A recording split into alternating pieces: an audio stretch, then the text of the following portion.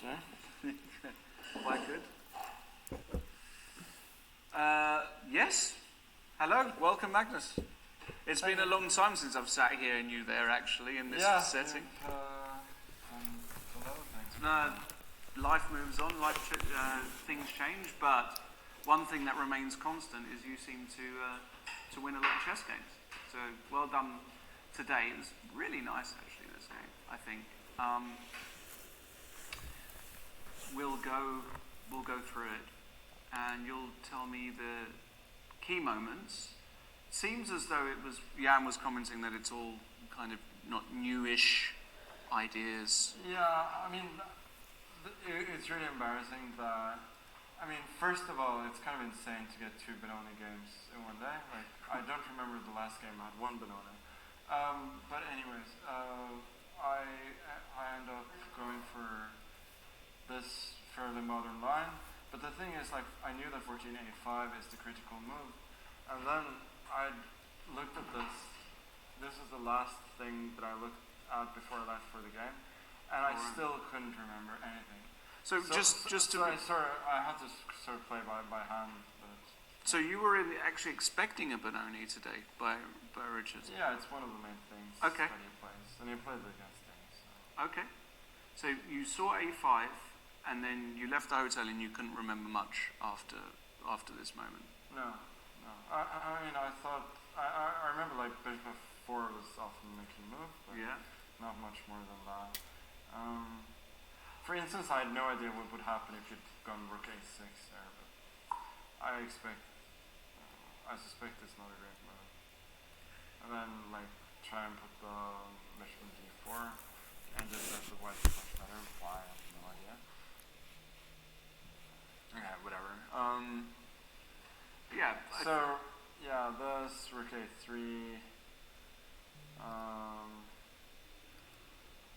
Knight a6. Knight a6, castles, knight b4. Yeah. Blah blah blah. I mean, maybe queen d2 was inaccurate. I don't know. Maybe that was just unnecessary. Looked totally.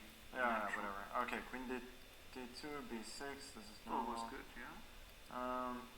Looked good. Yeah, I was really surprised by rook a7. Really? Yeah, I thought he'd go bishop a6. Yeah, we were looking at that as well. And then I was thinking of going b3. Yeah, b3 looks normal. And then rook a7 or something like this. It was not obvious to me, like, who's better and why. I mean, I'd go h4 and play. Yeah. Okay, so if I rook a7, honestly, like, these positions are just really complicated, so I was kind of figuring it out on the fly. I went h4, which is logical.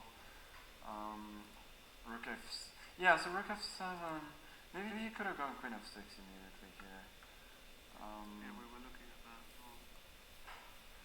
Yeah, I mean, if I take the pawn, I thought about this, bishop f5, then I go bishop b5. The thing is, like, I had no idea how to evaluate such a position. Rook b8, knight c4. And then, I don't know. Tough. Really complicated. Yeah, it's really complicated. I mean, my king is safer, so I always have that to go on, but I didn't know much else. Okay. But rook f7. So here I just needed a little bit of time to understand that h5, queen f6 was not too impressive. Since, like, compared to the immediate queen f6, he gets a good version. Right. So I was happy with bishop g5, and now it's really, really tough for him, I think. Bishop e7, I mean, okay, queen c7, but that's really hard to play, like, it's really hard to play like that. The queen's just offside here. Yeah, queen, I go h5, and if, I continue with either, bishop f4, bishop h6, sometimes hg, and bishop f5 can always be met by bishop g4. So. Yeah, that's a key idea, isn't it? Okay, so bishop e7 was logical. Yeah, so I took. And this was a surprising moment for me and Jan. Me and Jan thought he was going to take with one of the rooks. Oh. Or did you expect queen takes e7? No, I expected queen takes and then queen f6. Oh, right.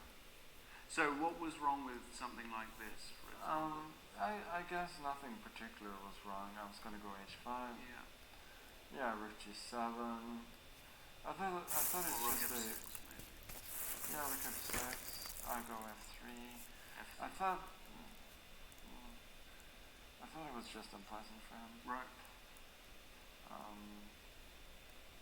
You have this h6 idea. Yeah, h6 is there everywhere. Okay, king g7. Okay, that's hard to play.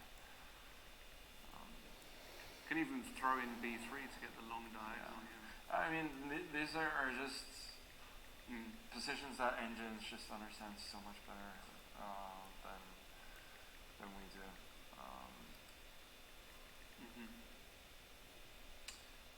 Okay. Well, he took with the queen. Took with the queen. Yeah, h5. But I was expecting queen f6. Okay. So this was the surprising part. I couldn't. Oh, I was not intending to take on b6. Why is that so good? I guess he just has too many weaknesses. a5 is weak afterwards. Yeah. That's not easy. And then just back. And then just back. Knight d3. d3. Just you leave the Kasparov force on d3 and say doesn't do anything. This is not an octopus on this occasion. I guess I have f3 in some lines as well. Yeah. Okay. I mean, that was not obvious to me. Okay, bishop f5. Now, however. Bishop g4.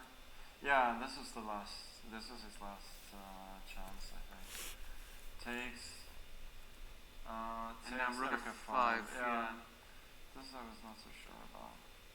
Yeah, Jan was a big fan of this. Yeah, I was actually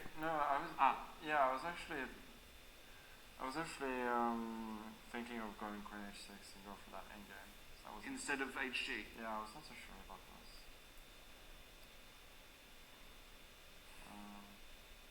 Then queen f8. Queen f8. I thought rook e takes f8. Hg. Rook d5. Gh. I thought this is very pleasant for me. Yeah, rook e4. Okay. Yeah? Okay, he played rook g7. Rook g7 felt far too passive. Yeah, okay. No, but it was, I think it was just a trick. h6, queen d7. Just would have been kind of a cold shower. Oh, I have rook f4, rook f6. Okay. Yeah. And if I have rook f7, you can take. Yeah, I just couldn't see anything clear after queen d7. But I just needed to find this f4 idea to go for rook e1, you mean? Yeah, for rook e1.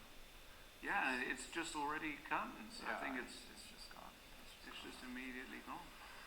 So it's everything here. And then Yeah, f4, key idea. Yeah, queen c3 wins as well, but that's kind of a bit too fancy. f4 is just so clean, and queen e2, and there's nothing you can really do to stop the invasion. Yeah, and the thing about the knights on b4 have sort of an interesting. They have a bit of an interesting story in King's Indian / Benoni structures. Like, often they can be a strong piece, but only if they can support other play in the center. Like, oftentimes it ends up like now that the knight never moves again. Yeah.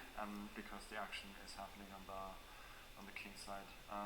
Obviously, like, there were moments where you could go knight d3 and so on, so it wasn't bad from the start, but I think it's quite telling that in this game, like, everything happened and the knight never moved again.